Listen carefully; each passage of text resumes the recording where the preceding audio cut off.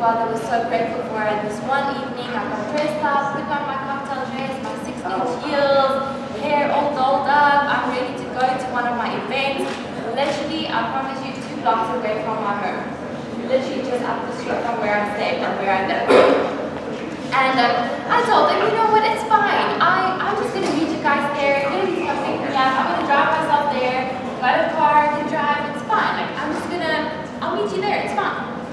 So I drove to this event. It was like at the shopping center, one of the stores in the shopping center. I drove there and I stopped at a red traffic light. I was about 3 cars from the front of the traffic light. And as I stopped there, I felt so uneasy. Like it was, let me put this into context, it was 5:30 in the afternoon. It was broad daylight, the 7th of June. And it's home time. Like people are catching taxis and cabs and people are walking home. And it's a busy time of day, right? There's lots of cars, bumper to bumper traffic. So lots of people around me. Stopped at the traffic light. There was a barrier on the left-hand side of me because I wanted to turn left. In South Africa, we drive on the left-hand side of the road, so I sit to the right-hand side. And I spotted 4 men on my left-hand side, and they were just looking really dodgy, and my instinct just told me that something isn't right. And I knew that if they were coming for me, that there has to be something on my side of the car, right? So I looked over to my right-hand side. I spotted a guy about 3 lanes away from me. He looked me straight in my eye and started walking towards me. And in that moment, I knew that something's wrong. And I knew that if these men are coming for me, for whatever reason, if it's to snatch and grab my handbag out of my car, I knew they weren't just going to be begging for money or trying to sell me something. I knew that in my heart. Don't get me wrong, I was still praying that they were just asking for money or that they were just trying to sell me something or whatever. But in my heart, I knew. In my gut, I knew something was up. So what I did was, I took some steps of precaution. I took off my safety belt. I put my handbrake up. I put my car into neutral because I knew if they were coming for me, I want to get away from the situation as quick as possible. I don't want to be hanging around there for whatever reason. I want to get away. I want to be in their company. They're my friends, right? And I already knew this isn't feeling right. So I just looked in front of me. I tried not to make eye contact. I tried to be as tough as I could. Try not to show that I'm scared. Although I was horrified. I was alone in my car. I had my phone with me, but it's not like I didn't know what was going to happen. So I couldn't just get out of the car and run. I'm not going to just get out of the car and run away, right?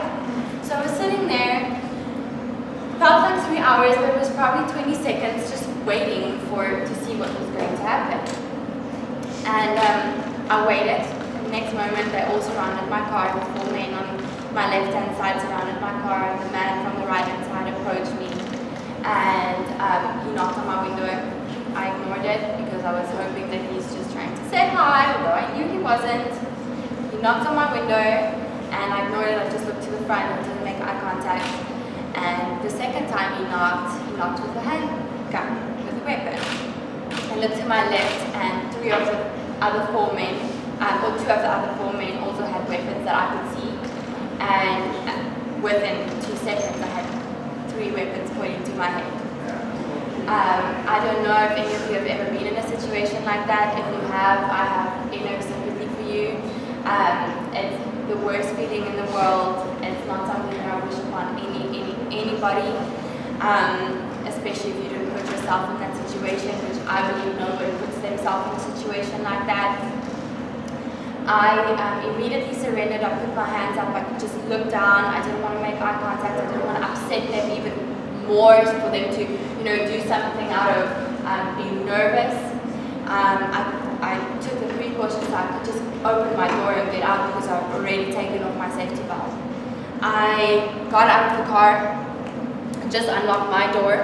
I got out of the car, and next moment this guy was searching me for phones, for keys, for whatever. It's horrible having a stranger touch you, search you. It's horrible. Your dignity feels so demolished in that moment as a woman, you know, a stranger. And I didn't have anything on me. Everything was in my little handbag that I was taking to my event. And when I expected him to search me because that was what I was taught, so I kind of expected that would happen. And he didn't find anything, so I thought, okay, good, I can run, you know, there's nothing he found. He wants the car, I was just screaming, take everything, just leave me alone. And in that moment, after he didn't find anything but my phone, he grabbed me and shoved me back into the car, pushing me over to the passenger seat, like telling me, get in, you're going with me, and with us. And at that moment, that is where I drew the line. Because ladies and gentlemen, I can guarantee you today that going to the second destination will not get better than the first. Whatever they're willing to do to you on a big street with hundreds of cars, hundreds of people around you, I can guarantee it's not going to get better somewhere downtown with 10 other of their friends. And in that moment, I drew that line and I said, no, I'm not going with you. I managed to somehow pull myself back up, thank goodness for adrenaline, and my Heavenly Father gave me some sort of strength. I managed to pull myself back up, and I knew that I had to create a window of opportunity for myself because I need to get away. I punched the guy in his throat. Yes, this little fist, these little arms, punched that guy in his throat, and it gave me a split second to run away. It gave me that little opportunity to push him off me and to get out of that car and to run away. And that is what I did. I ran away, I ran into the cars, and luckily I think the light must have just turned green because the cars were moving slowly. I ran up a big avenue, it's like, you know, full 5 lanes, in my 6-inch heels, so bring it on, Usain Bolt. We can do anything men can in heels, right ladies? I ran up that street, but you know what was the worst part out of everything that happened 5 seconds prior? Not one person would stop with me. I was banging on 30, 40 car windows and not one, and girls, I was wearing a pretty dress, okay? Like really. I wasn't wearing the sash, but I was wearing a pretty dress. And nobody would stop for me. Not families, not males, not females, no one. Nobody. I felt so helpless. I was there in the middle of traffic all by myself. I remember looking back and trying to see if they're chasing me, trying to see if they're aiming to shoot me. And thank goodness they weren't. They were trying to get into the car.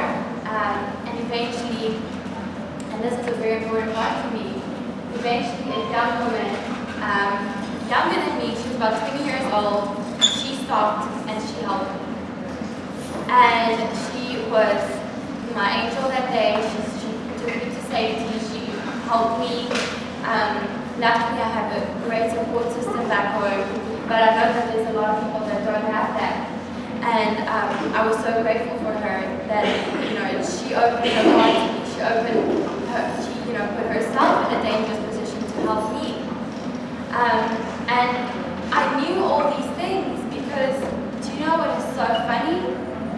3 months prior to this carjack incident, I did a woman empowerment course with the organization in South Africa that taught me to punch somebody in the throat, that taught me to create windows of opportunity for myself, that taught me to think about situations, that taught me to be aware of my surroundings at all times, that taught me not to place myself in difficult situations. That organization taught me to trust my gut and to trust my instinct. And when I was sitting in that car and I spotted these men, I trusted my gut and I knew something was up. So mentally, I had like a few seconds to prepare for whatever is going to happen and to kind of expect the worst. And I did. And thankfully, I had that few seconds to just prepare myself to not be caught off guard. And I honestly believe that saved my life, that got me out of that situation. That organization taught me not to go to the second destination. teacher, and I'm just here today to share my story and my experience with you ladies, and hopefully to inspire you and to motivate you, to let you know that you have a choice. I had a choice. We always have a choice. We can choose to fight, or to freeze. Right? We essentially all have that choice. And that is why I'm partnered with these amazing athletes and with the UFC, because I'm not the expert. I don't want to be teaching you how to punch somebody in the throat because I'm not the expert in that.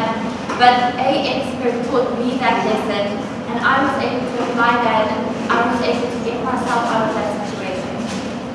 So I'd love to introduce Jason to you guys. Victory Club! You lose him! It's kind of wave at him to get him off, and now I want more time. I want to buy myself more time. Like what Demi did, she struck the guy in the throat, and it hold the punch correctly, like we just all learned. And I hit him in the throat. Doesn't have to be hard. I hit him in the throat. Now he has to address that situation. Now I have time for me to get out. So I turn and I'm out and try to find help.